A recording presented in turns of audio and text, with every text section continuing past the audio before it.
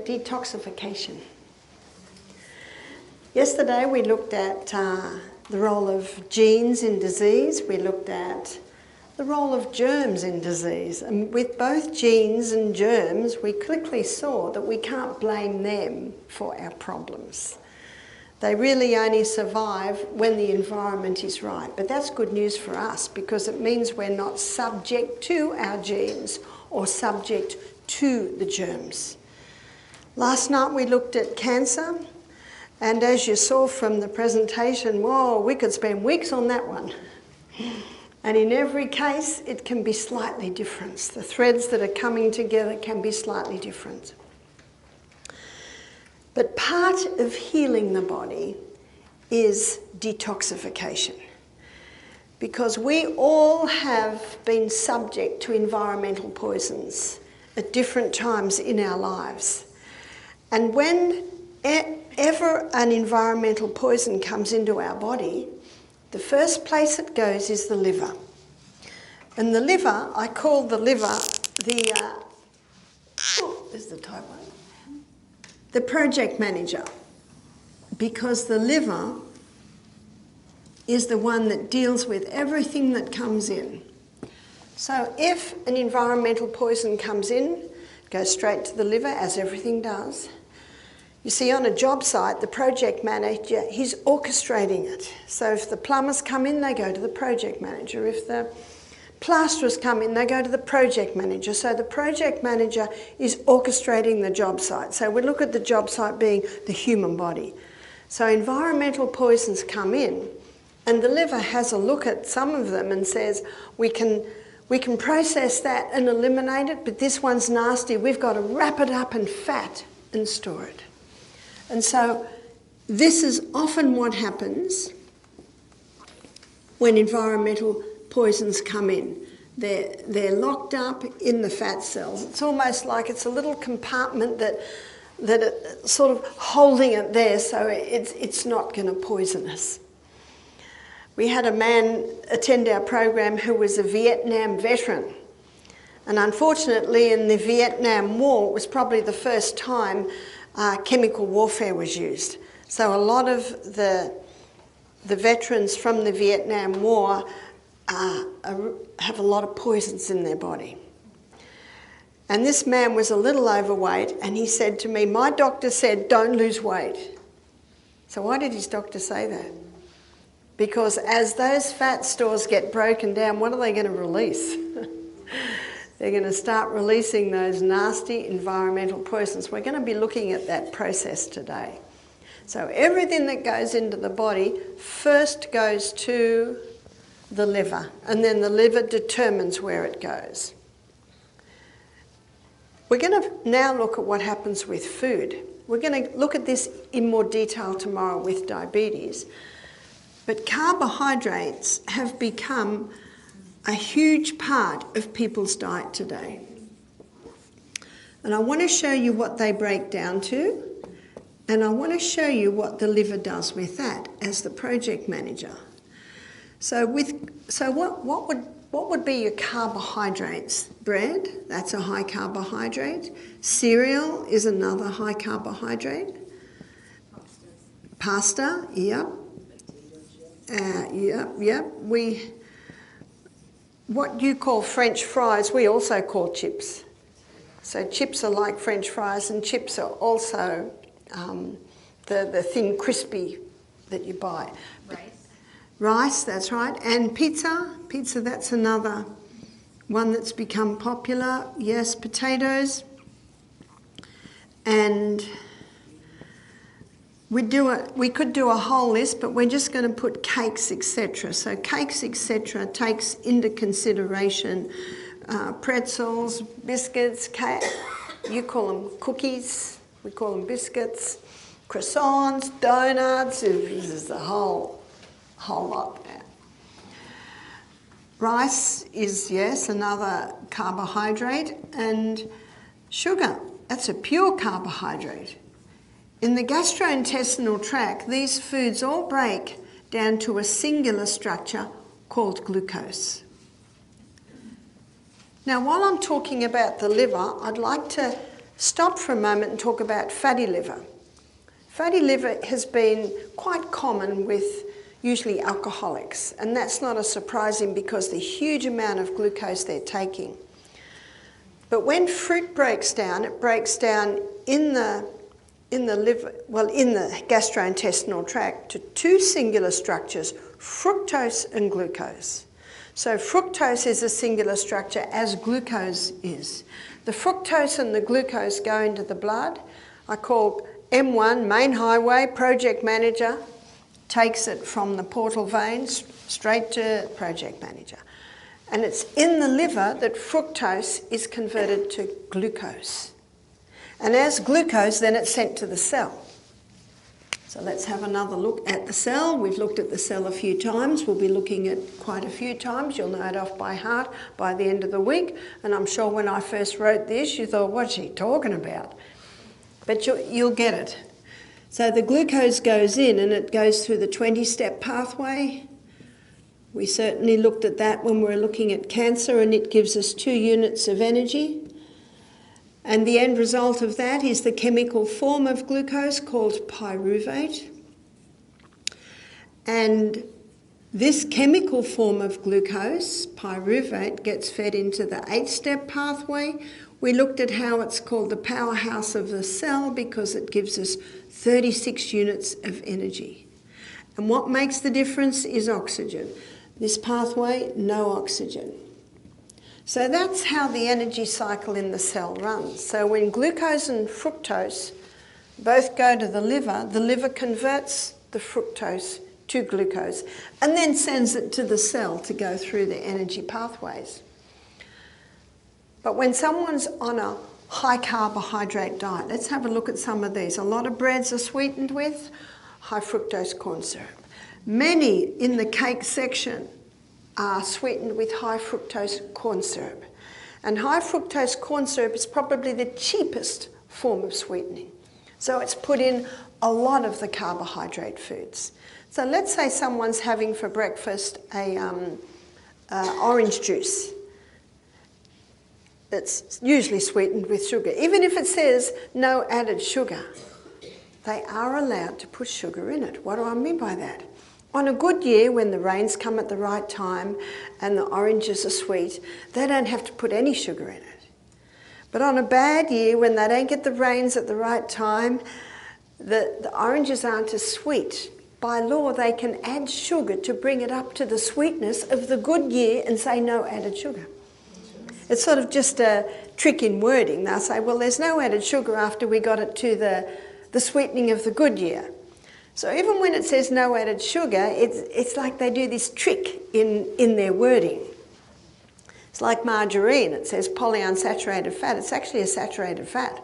Otherwise, when you open the jar of margarine, it'll be liquid. And if you say, well, but it's saturated, and they say, well, it was polyunsaturated before we saturated it. Can you see it's this, again, trick in wording? Remember last night we looked at the lies and the deception that can come through, and they'll say, well, it's not really a lie. Well, it's either black or it's white. And so let's say that someone's having the orange juice. Sugar breaks down to fructose and glucose. This is refined sugar. And of course, there's quite a bit of fructose in the orange juice. So we're already getting a little bit of an overload of fructose there. Whereas if the person ate the orange, the fructose and the glucose are in quite a balanced amount, and the liver can quickly convert that little bit of fructose to glucose. But let's go back. They're having a glass of orange juice, then they have a croissant, and the croissant's been sweetened with high fructose corn syrup. And they have a cup of coffee, and they put sugar in that, more fructose and glucose, and they might have a slice of bread, and the bread's been sweetened with high fructose corn syrup, and they have a sweet jam, and the jam's got the fructose, being the fruit, and the sugar in it, which is more fruit. Can you see what's going on here? We're getting an overload of fructose. So instead of a little bit of fructose coming to the liver, a huge amount of fructose is coming to the liver, and the liver cannot convert it all to glucose. So then it just stores it on the liver as fat. There's your fatty liver. We're finding fatty liver in people today who don't drink alcohol. But you'll find when you look at the diet, it's a high carbohydrate diet. And people think, well, fruit juice, it's healthy. Well, unfortunately, a lot of it isn't, because a lot of it does have the sugar in it. And how many oranges does it take to get a glass of orange juice? It's actually quite an overload. That's why the best water to drink, the fluid that God gave to man to drink, is water. How clean would your body be if you washed it in fruit juice? How clean would your clothes be? So you do that analogy. So that's your fatty liver. How can you recover from fatty liver? It's very easy. Remember the sustain me principle? A is abstain. Stop the foods that are sweetened with the high fructose corn syrup. And you see, people look at the label and say, high fructose, oh, sounds like fruit. Corn, oh, corn's good. Can you see that wording? The person almost thinks it's good. It's like monosodium glutamate, called natural flavour enhancer. People read it and said, oh, natural, well, that's good. Flavour, oh, yeah, we like flavour. Can you see the wording? Often the wording, there's little tricks in those wording. Because if you just say chemicals have sweetened this, oh, we're not going to touch that. So it's that trick in wording. So that's your fatty liver. To recover from fatty liver, get the carbohydrate levels right down, eliminate anything that's sweetened with high fructose corn syrup. Start drinking water, stop drinking fruit juice. And within a couple of weeks, fatty liver can be resolved. So a lady said to me, I was diagnosed with fatty liver 10 years ago. I said, oh, you probably don't have it now. Because it can resolve very quickly. As soon as you give the body the right conditions, it immediately starts to put processes in place to bring back the balance. So that's your fatty liver. Let's go back to having a look at what happens with the food we eat. So the food we eat breaks down to glucose. And the first place the glucose, of course, first goes to the liver. And then it's the liver that sends it down the energy cycle. So number one, it's sent to the cell to be burnt as fuel. But on a high carbohydrate diet, we've still got a lot of glucose left. And so now it's stored. It's stored and it looks like a little bunch of grapes. And it's sort of like that, but they're little molecules of glucose. And they're called glycogen. Glycogen is a name given to quick-release glucose stores. And we're going to look at that in more detail tomorrow. I think tomorrow we're looking at diabetes. So that's why you don't have to eat before you exercise. Because if you start running out of fuel, you've got little molecules of glucose sitting in your muscle cells just waiting to be plucked. And it's almost like they're in a prison. They can only be used by the muscle cell. But the liver also stores some glycogen. It can only store so much. And the glycogen that is stored in the liver, that can be sent all over the body. So that's a good backup for brain. It's like when you're exercising and you're running out of fuel, your glycogen stores are released. What about the brain? Well, you've got them in the liver. You've just got to make sure you drink water before you go on your morning walk, because you need that water to be able to release our stores. It's an amazing process. And tomorrow you'll see what an important part of managing diabetes this is. But today we're just looking at the liver and how it deals with this. On a high carbohydrate diet, we've still got glucose left over. It's almost, overload of glucose. And so now the liver stores it in the most amazing fuel depot in the human body, which is fat. Looking at that, can you see that fat doesn't make you fat? And we'll be looking at that in detail when, I think it's tomorrow, we also look at weight loss in the evening. I've just given the basic science there. So that's what the liver does with the fuel that we eat. Carbohydrates are not bad. My husband would never forgive me if the potatoes stopped. It's really only when they're overdone and refined. And I don't think anyone ever chose to eat this way. It just happened because people are so busy today. One lady said to me, "Barbara, you don't understand, I don't cook." I said, "Oh." I felt like saying, "Do you eat?" But I know what she means. She's just so busy. I had my children in the kitchen at the age of about 8. In fact, all my children can cook. And my sons, their friends, we call them their mates, they call them the chefs, because it's so unusual that a man can cook. I think I told them my husband is very good at cooking toast. You know, he was never in the kitchen, he never even learned how to cook. He's still not very interested in cooking, and I don't mind at all because I like cooking. You can be incredibly creative. It's fun. People say, "Barbara, you're such a good cook," and I said, "Yeah, that's because I like food. And I love to make it taste nice." So the carbohydrates aren't bad. We're going to probably look at them in more detail tomorrow, but I wanted to just touch on this to show you that the liver, as the project manager, is the one that is orchestrating what happens with everything that comes into our body. Food, yes, and environmental poisons. Most environmental poisons are in a fat-soluble state. And they're stored in the fat when they're nasty. So we'll just call it FST, that's the fat-soluble toxin, stored in the fat cells. One of the most effective ways to detoxify our body is to stop eating. And the reason for this is that a huge amount of energy is required to digest a meal. About 1,200 calories is required to digest a meal.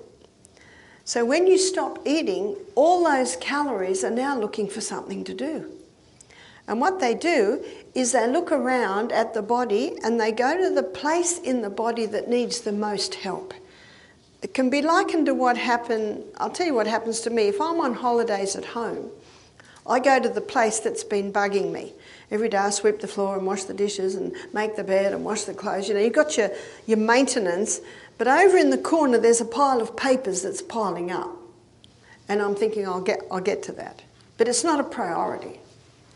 And then when I'm on holidays I go, in fact last holidays I think I pulled my whole bookcase apart because I love reading. And sometimes you read a book and it's fantastic and some it's just okay, so the okay's got given away. That's what your body does when you fast. It's got this extra energy. But before it can cause any regeneration or restoration, it's got to clean the house. And so when I pulled all the books out of the bookcase, before I put the books back, what do? I clean my bookcase because a bit of dust gets built up. I might even be brave enough to pull the bookcase out and look behind it. That's what your body's doing when you're fasting. But before it can do any restoration or regeneration, it's got a clean house. And that's why a detox is often called a cleanse. You've probably heard it called that. So that's one reason why it's called a cleanse. The other reason is that even when you're having juices, you're not really getting enough fuel to run on. And so the body starts breaking down the fat stores. Because remember what that fat is. It's stored glucose. So when you're on a fast, it starts to break down the fat stores to release the glucose that the cells need for fuel. But something else a little more sinister is also being released, and that's the fat-soluble toxins. And that's why the Vietnam veteran's doctor said, don't lose weight. So when he came to our retreat, we did it in a very cautious way, and I'll show you what we did as we go through this. So at Misty Mountain Health Retreat, our guests come in on Sunday. We found it most beneficial to give them a delicious meal. That seems to get them through Monday, Tuesday, where they're just on juices. So we give them a delicious meal. We serve our main meal always in the middle of the day, about 1:30. And then at night we give them a thin soup. This thin soup is a lot of vegetables cooked in a lot of water for about 4 hours. It's like the old-fashioned stock. Remember the fuel stove, and Grandma used to have the saucepan on the side, and she got the carrots out of the garden and put the carrot tops and the onion skins and all of those sorts of things, and because there's a lot of minerals in them. And then that's used as a stock for maybe her soup or her stews. So that's what we do. We make almost a stock. And we have 5 ingredients in that stock. We put a couple of potatoes in. We don't peel them. Of course, we wash them. We put a few carrots in, and if they're from the garden, we put the carrot tops in as well. We put onion in, and we don't peel them. The only time we peel them is if it looks a little bit nasty. I don't like a bit of black on those onions. Don't want any mould in there. So potatoes, carrots, onions, and celery. And we use a lot of celery out of our garden. Please never throw the leaves away on the celery plant. We use a lot of our celery leaves. And I don't know if you've ever grown celery, but it almost looks like Italian parsley. I don't know what they do to that celery you buy, but it's a bit scary what they must pump it full of to have those thick stems. Our celery can have thick stems, but not quite as big. I find different types of celery, the stem can be a little thicker. So we put the leaves in, and so there's your 4 ingredients, and the 5th one is stinging nettle. There's a huge amount of minerals in the stinging nettle. You'll notice it's a very dark green plant, and that dark green indicates high minerals. And the stinging nettle roots, they go deeper than most plants, so they're able to gather different minerals from different levels of the earth. And we let that cook down for maybe 4 hours with a lot of water, cover it very, very well. Then we strain it. Now, one of the reasons, there's a few reasons why we give this to our guests at 6:30 at night, is that it's very high in minerals. We also put the Celtic salt in, so it actually tastes very nice. And in the afternoon, our guests do a steam sauna. In our next lecture, I'll show you why that's important when we look at the organs of elimination. And when you have a big sweat, yes, you're throwing off waste, but you're also throwing off minerals. If you ever tasted your perspiration, it's very salty. And so this broth is designed to replace minerals lost in the big sweat. But we'll define that a bit more in our next lecture. But we give our guests 5 juices a day. So the 5 juices a day are served at 8, 10, 12, 2, and 4. And predominantly, we serve a juice that is 80% carrot, 10% celery, and 10% apple. This is called the vegetarian's milk because you could just about subsist on this. In fact, I met a lady who fed that to her baby instead of milk. The baby had a skin disease. The baby could not handle the mother's milk. The baby couldn't handle any milk. And the naturopath said, as a last resort, try this. And the baby prospered on that. Every juice is a little different. This is predominantly the 8 o'clock juice. Another juice, we might add a bit of beet. Another juice, we might do 40 carrot, 40 cucumber. Another juice, we might put a bit of celery in. Oh, we've got celery. Ginger. So we do some variations. And the guests have 5 juices a day. One juice, so let's look at Monday. So on the Monday juice, at the 8, 12, and 4 juice, we serve a green barley supplement. And the green barley supplement has vitamin C and vitamin B. And we usually serve it with a bit of water and a bit of lemon. And on Monday, the 10 and 2 drink, we call it a PP, a protein powder. So the protein that we use is a pea protein, You can get some nice hemp proteins. You can get some organic soy protein powders. In a minute, when we go through the different stages of the liver detox, you will understand why we do that. Tuesday is a little different. This is the second day of juicing. On Tuesday, the 8, 12 and 4 juice have protein.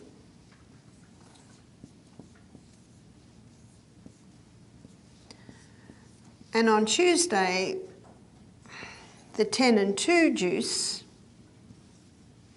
has the green barley with all of its bits and pieces. As I go through the different stages of the liver detox, you will see that we slightly adjust it because of the liver's needs at different stages of the detox. I hope I haven't totally confused you. But that's what we do, and will make a little bit more sense. With the protein drink, we put it in a little organic soy or almond milk and a little coconut cream, or coconut milk you call it. So with the juice, those 5 juices, we serve a 8-ounce juice. And with that, we serve, I'm just guessing, a 2-ounce either green barley or protein powder. So when on Monday, when they're having the green barley, because it's not that exciting, green barley, I say to them, have your greens first and then have your dessert, which is the nice juice. But everyone loves the protein because it's got almond milk, a little bit of coconut cream. We aim to nutritionally support the liver as it detoxifies us from environmental poisons. So Monday, Tuesday, this is what we serve our guests. And as I just mentioned, the 6:30 is what we call the broth. So Monday, Tuesday, our guests fast. Wednesday morning is when we serve the first solid food. And the first meal that we serve is 50% raw, 50% cooked.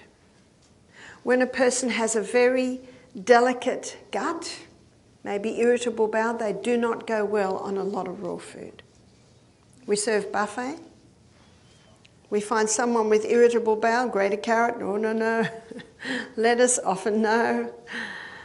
Tomato, often no. Avocado, often yes. So remember, you're the doctor. And what I say to guests is, they say, look, there's very little I can eat. So I say, what about this? What about this? What about this? Our mind and our stomach is very closely connected. You heard of the vagus nerve that connects it all?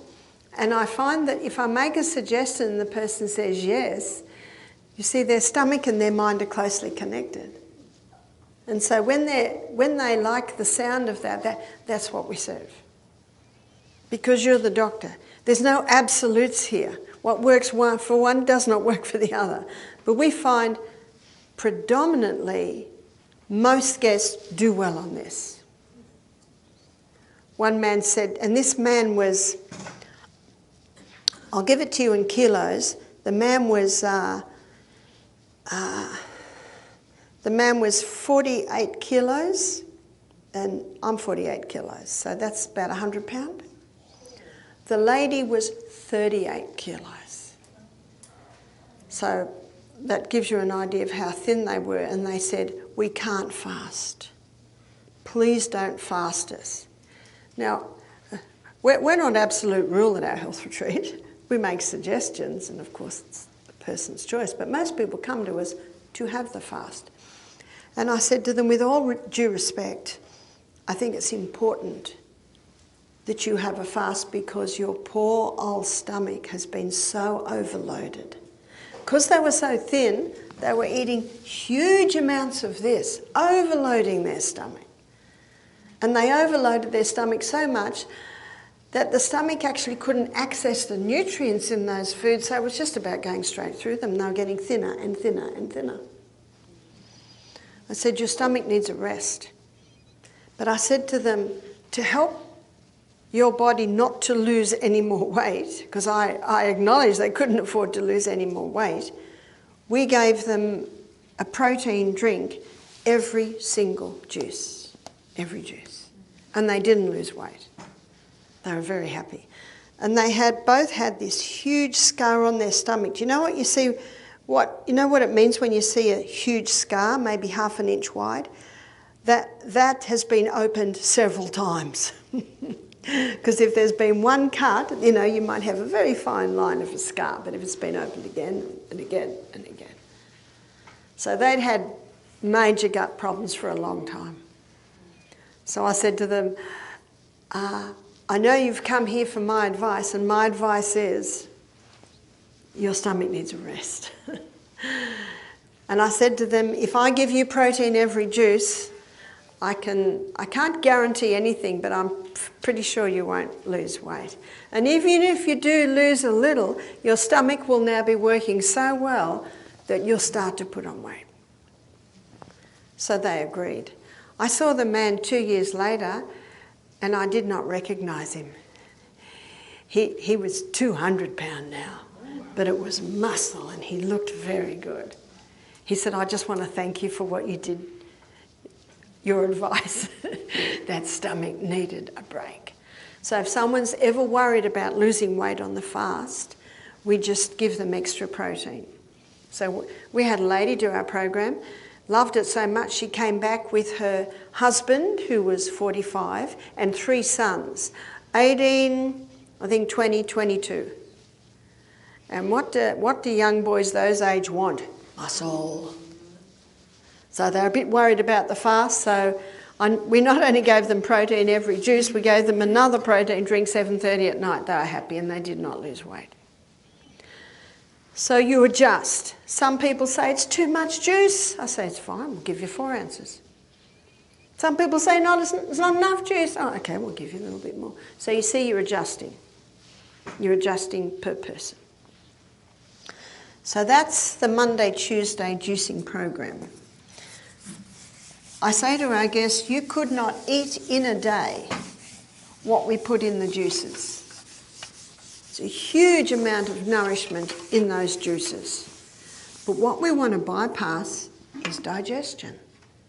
And we want to bypass digestion so that all that energy goes to cleaning house, goes to restoration, regeneration.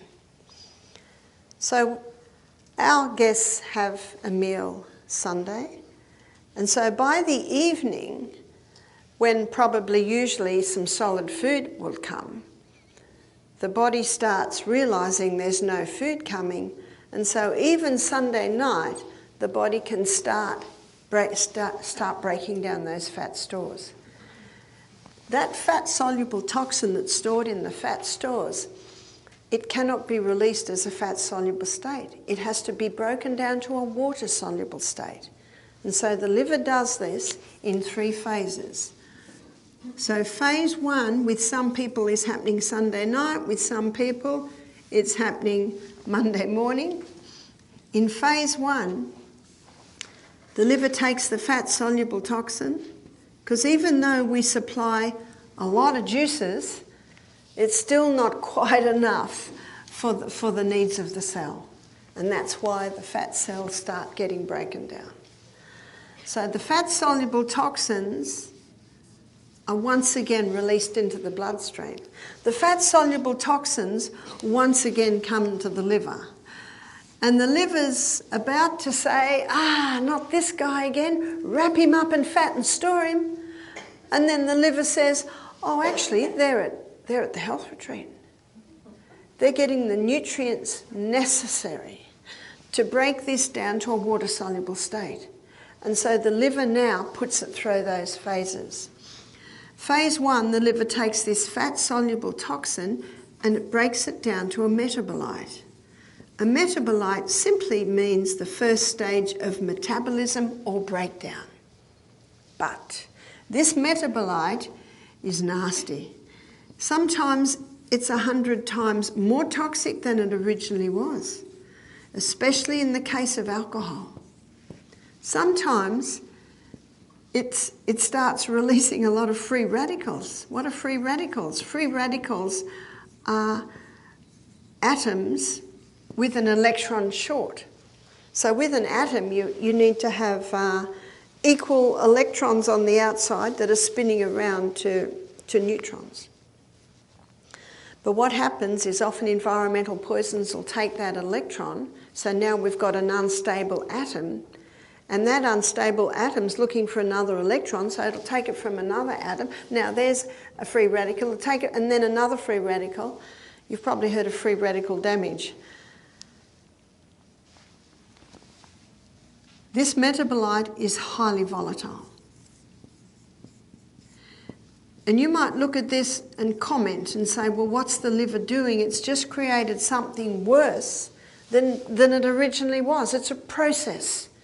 So when you're cleaning out the kitchen cupboards, the kitchen looks 100 times worse than when you started. When my son Peter put a new clutch in his car, the garage looked like a bomb had hit it. But of course, when the car was all put back together, everything's good. It's a process. And your liver has certain needs as it goes through this process. It needs antioxidants. And you've probably heard of antioxidants. And antioxidants are given the name free radical scavengers because antioxidants come along with lots of electrons. And remember that free radical is an electron short? And so the antioxidants have lots of electrons, so they come in and balance out and basically negate the free radicals. The most potent antioxidants are beta-carotene, and beta-carotene is found in your green and your orange-coloured vegetables. So every juice that we give our guests are either green or orange or red, high in antioxidants. Vitamin C is probably the most famous antioxidant. But vitamin C is not ascorbic acid. In fact, one writer, he explained it like this. Ascorbic acid is like receiving an envelope in the mail, but there's nothing in it.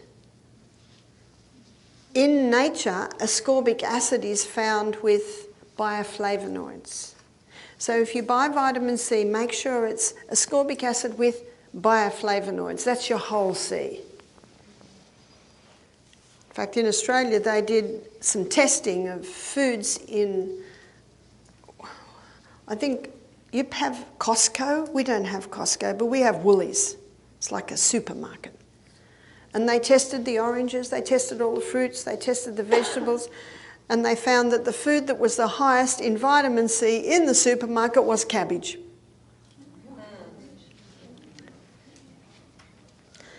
And unfortunately, a lot of the oranges were quite low.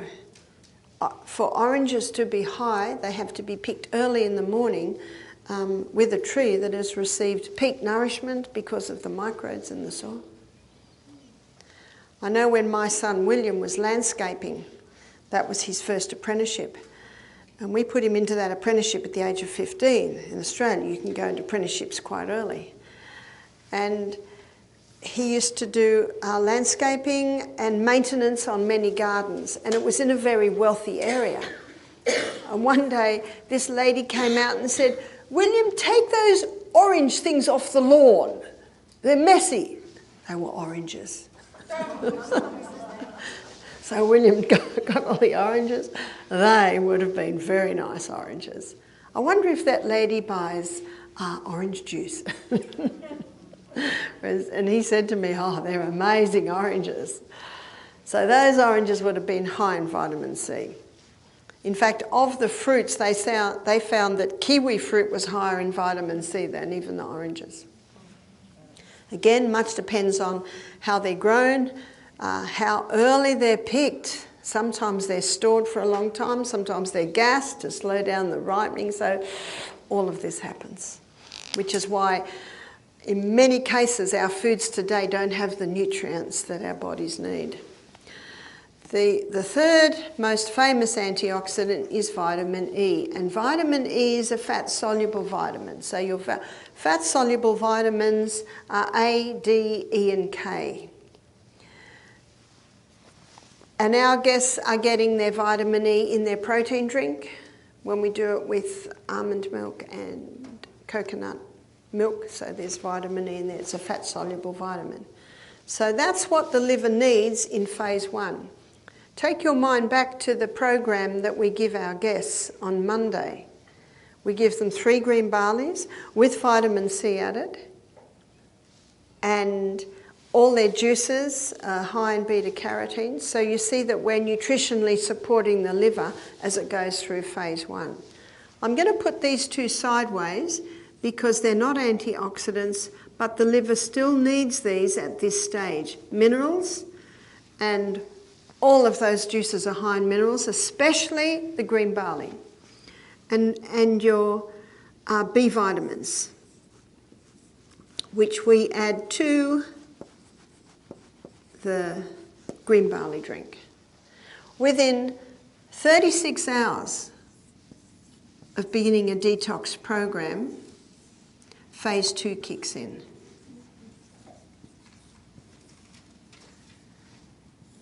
And in phase 2, the liver takes this highly toxic metabolite and it joins it together with amino acids. So the union of this highly toxic metabolite and the amino acids, it's like a joining together. Amino acids and the toxic metabolite, and this produces the water-soluble state. Now, do you remember what I said earlier? The liver cannot release out of the body the environmental poison in a fat-soluble state. It needs to be in a water-soluble state. So the 2 stages are the first breakdown and then the joining together of the amino acids with the toxic metabolite. Ha! This explains why we give 2 protein drinks on Monday, but on Tuesday, when our guests are going into phase 2, we serve 3 protein drinks. So we're supplying the amino acids, but we are bypassing digestion. Digestion takes maybe 10 minutes. It's very, very brief. And the pea protein that we buy has had enzymic effect on it so that it's pre-digested. One guest said, "Who digested it?" It's like milk being converted to yogurt. It's a pre-digested. The sourdough bread, that culturing process breaks down. So those enzymes can break the food down, so it's basically in a pre-digested state. Because we want to bypass digestion. Because we want the body to go into a cleaning with detoxification. Phase 3 happens in conjunction with phase 2. In phase 3, the liver takes the water-soluble state and it releases it out via your sweat glands. It releases it out via your colon. And it releases it out via your kidneys in the urine. And after the break, we're going to go into detail those organs and how they release out the waste. It's one thing to break down these environmental poisons to a water-soluble state, but the next stage is just as important, which is giving the organs of elimination the right conditions so that it can be eliminated efficiently and effectively. This information has only been known since the early 2000s, and it explains so much, but it also shows why it is unwise and unsafe to do a water fast. Because especially if someone has environmental poisons, quite a few stored up in their fat cells, and we find it in the farmer who's been using a lot of chemicals. We find it in the hairdresser who's been using a lot of chemicals. We find it in the cleaner who's been cleaning with a lot of chemicals. We even find it with some housewives who who are using chemicals in their home. We had a pest control guy do our program, and I said to him, is it true that women can buy in the supermarket chemicals that you're not even allowed to use? He said, that's right. So we've got to go to the white vinegars, we've got to go over to the sodium bicarbonate. It's so cheap. But if you want it to smell nice, you can just put some eucalyptus oil or some lavender oil. There's some very nice essential oils that'll give a nice scent. In fact, the two little girls that were in the house I stayed with last week, we went on walks and there were lavender plants. And I said, this is what you do to get a nice scent in your hair. And I got my hair down and I rubbed it amongst all the lavender. Oh, and the little girls were putting their hair down. You can smell beautiful lavender on our hair. I said to them, no need for perfume, girls. All we need to do is find the lavender plants. And it is a nice thing to grow, and you can cut the lavender and just put it on little plates in the bathroom. It gives a lovely scent. So this need not be expensive. The natural cleaning products are very cheap. So this information on the 3 phases of the liver detox shows why many fasting experts today are saying just 2 days. Just 2 days. Because if you go a 3rd day and you've got quite a lot of fat-soluble toxins built up, too much can be released. And especially if you're having juices, that'll produce a lot of metabolites. And how many people, when they fast, take protein? Because the needs for phase 1 are the antioxidants, but the needs for phase 2 are protein. Because those amino acids are needed to mop up those toxic metabolites. So the man who was the Vietnam veteran, he did our 2-day juice fast, but we gave him protein every juice. 8, 10, 12, 2 and 4. And he did lose weight. He was very happy to lose a bit of weight. But we did it safely because we provided what the liver needed to be able to mop up these toxic metabolites. Yes, we want this out of our body, but if all the environmental poisons that are in our body were to come out right now, we'd all be dead. It'd kill us. And so the body is very wise. There is an intelligence in the body that God put it there. And that intelligence on how to deal with these environmental poisons, on how to let them go in a safe way, the body will do that when it's given the right conditions. And so little by little by little, it will let them go. One lady said to me when she started living right, when she started giving her body the conditions that it needs for healing, she said she would go to the bathroom and she said it smelt like chemicals. She didn't worry because you know what she thought? I'm glad it's out. She said she experienced that for 3 years before the chemical smell got less and less. You see what the body does? It just lets it out little by little by little. And that chemical exposure can come in so many ways.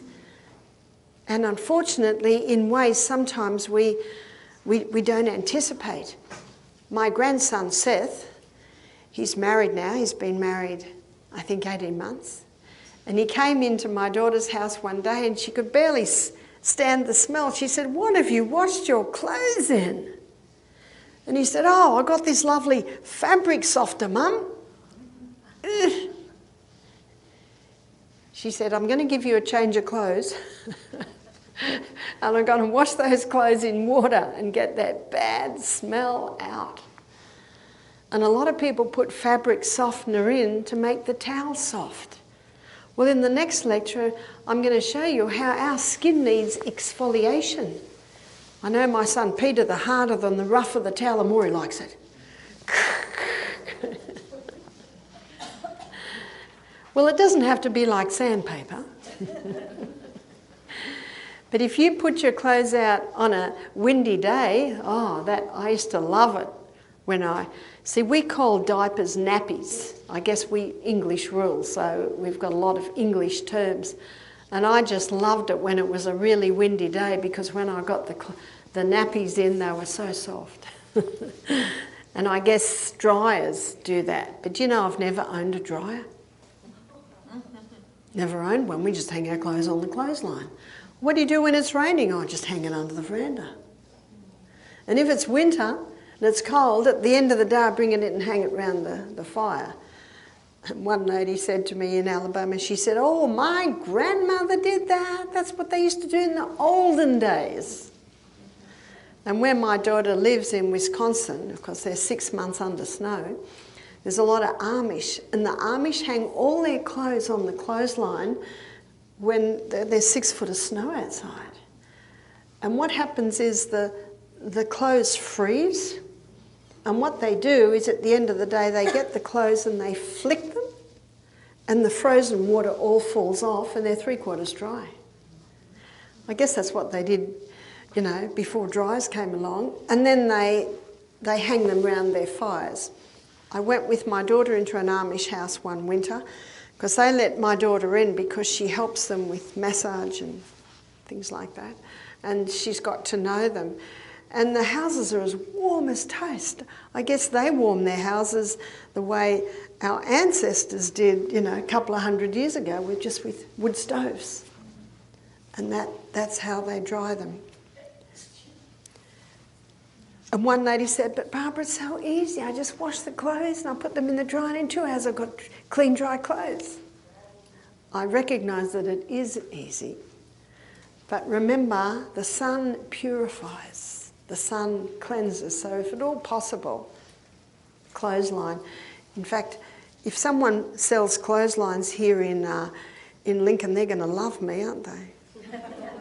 They're going to boost. When my daughter first came to Minneapolis, she lived in Minneapolis in White Bear Lake, and she was shocked that there were no clotheslines. So she tried to inquire why people don't have clotheslines, and one lady said, "Well, the neighbours will see your underwear." Anyway, she laughed at that. Don't we all wear that?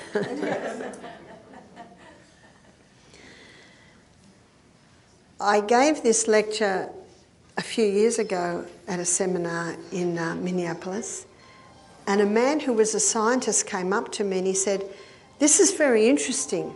He said, "But this is not for your lay people, this is for your academics." I said, "Lay people have livers too, I believe that this is vital information, and it also supports what we looked at yesterday or last night at the 3 essential food groups. Do you remember the 3 essential food groups? It confirms why they're essential. Fibre is an essential food group. And fibre is found mostly in your vegetables and your fruits. There's where all your antioxidants are found. Protein. We need more protein today than any generation that ever lived on the planet, because we are dealing with more fat-soluble toxins than any generation that ever lived on the planet. If you went to a shop 100 years ago, the fabric was made out of cotton, is that right? Or wool. But you look in most shops today, and you'll need a magnifying glass half the time, and it's nearly all made out of chemical fabrics. So that in the next lecture, when we look at skin, I'll show you the effect of this. So we are exposed to more environmental poisons than ever, and we need more protein. Can you see why? Because we need the amino acids to mop up those toxic metabolites. I thank God that He's given us a liver that in 2023 we can detoxify effectively and safely from those environmental poisons. And the best proteins are found in your plant proteins. Your plant proteins, it's very clean burning fuel in your plant proteins. You've just got to make sure you soak or pressure cook or slow cook and rinse very, very well those legumes and have some nuts and seeds every meal. My suggestion is have legumes every day, I do, and have nuts and seeds every meal. And fat. And the best fats are found in your nuts, your seeds, your avocados, and also a little bit through your olive oil and coconut oil. So these three essential food groups help the liver.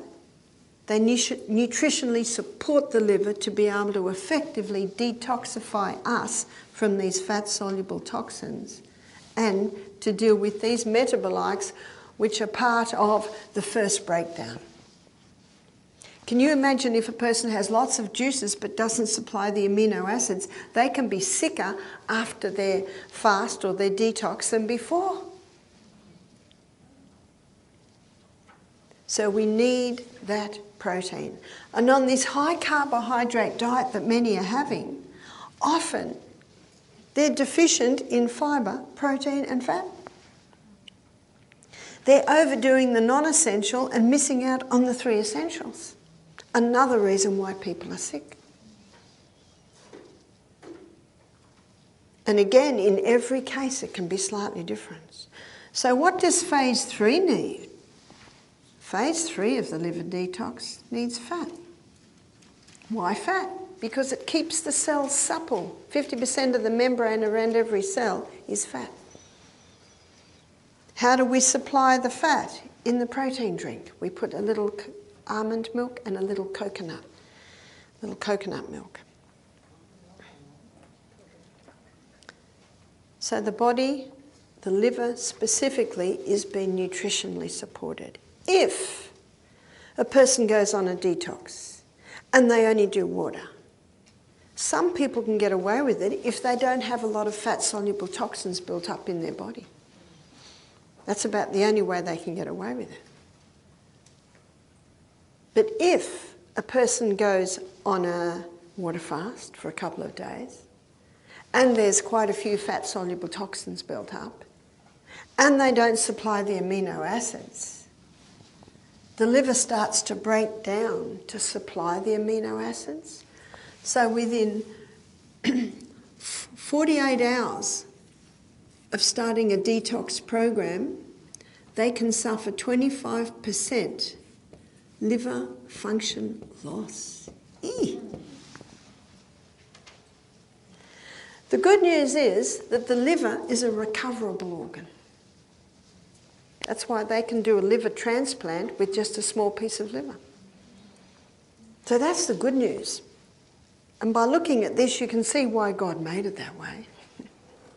And cancer cannot get a hold on the body if the liver is working in peak performance. So before we have a break, just let me go over a few liver herbs. You've heard the old saying, sweet to the mouth, bitter to the stomach. This is sweet to the mouth, bitter to the liver. Bitter to the mouth, sweet to the liver. So here are your bitter liver herbs. Dandelion. Dandelion as a flower, as a leaf, as a root. St. Mary's thistle, I think you call it milk thistle. Very bitter herb. There's another bitter herb called gentian. It's a root. You'd buy that as a root. And the milk thistle, that's usually the seed. And there's a sweet bitter called ginger. And there's another sweet bitter called the humble lemon.